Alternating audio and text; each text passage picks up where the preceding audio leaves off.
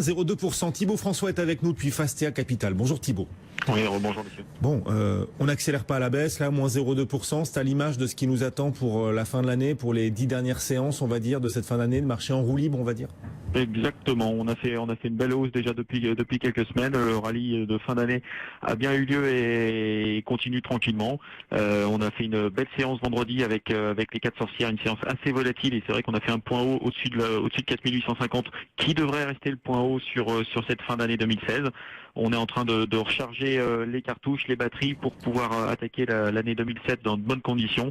On s'attend plutôt à un bon début d'année 2017, donc le marché consolide un tout petit peu ce matin. On perd 0,23 à 4821.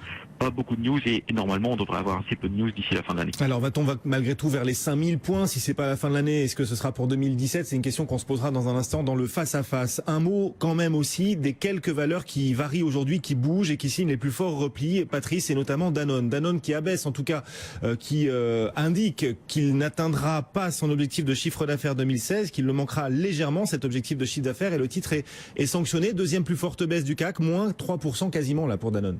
Oui, tout à fait, moins 3%. On attendait une croissance organique dans une fourchette comprise entre 3 et 5%.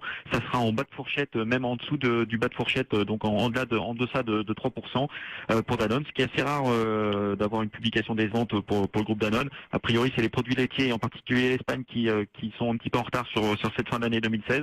On n'est pas ultra surpris aujourd'hui que des valeurs comme Danone, qui sont typiquement des valeurs de croissance, sous-performent et aient du mal à atteindre leur niveau de croissance précédent. On s'aperçoit qu'il y a une grosse rotation sur le marché au détriment des valeurs de croissance, plutôt pour les valeurs value.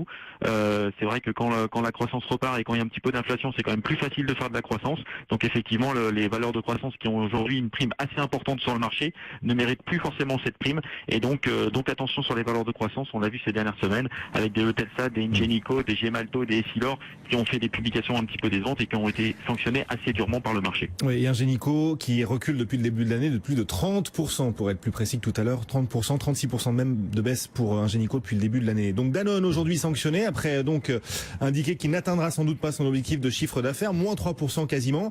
À l'inverse, parmi les gagnants de cette séance, on a Virbac qui gagne, qui s'envole même de 16%. Oui, exactement. Excellente nouvelle qui est tombée ce week-end. Ils annoncent avoir reçu de la FDA la lettre confirmant la levée de la warning letter qu'ils avaient reçue en décembre 2015 sur le site de production de Saint-Louis. Donc c'est une bonne nouvelle forcément parce que l'activité aux États-Unis a été contrecarrée, a été décevante sur 2016. Donc on retrouve des couleurs sur le titre Virbac ce matin en hausse de plus de 15%. Pas mal de brokers repassent à l'achat ou en tout cas repassent à conserver sur le dossier Virbac. Donc le titre est entouré en cette fin d'année 2016 et c'est vrai que ça donne un petit peu plus de visibilité sur l'année 2017 et on va dire que le petit warning qu'ils annoncent en plus de cette superbe annonce passe complètement inaperçu par le marché qui se concentre maintenant sur l'année 2017. Ils sont malins, hein. Ils ont annoncé leur warning en effet en même temps que l'annonce de cet agrément aux États-Unis, ce qui permet au marché en effet de complètement ignorer le warning et le titre qui ne profite que de l'agrément aux USA qui progresse de 16%. Merci beaucoup Thibaut François en direct avec nous depuis Fastea Capital, Cédric. Voilà pour les grandes données.